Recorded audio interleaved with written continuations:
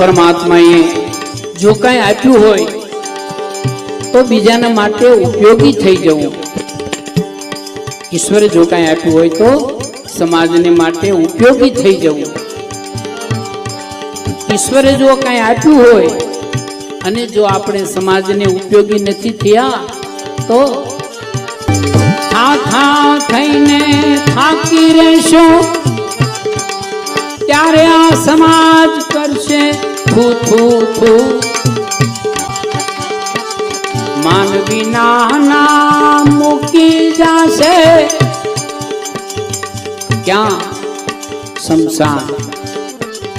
માન વગરના મૂકી જાહે પછી ખોટા ખૂખવા ખૂ ખૂ. કબૂતરોનું કબૂતરોનું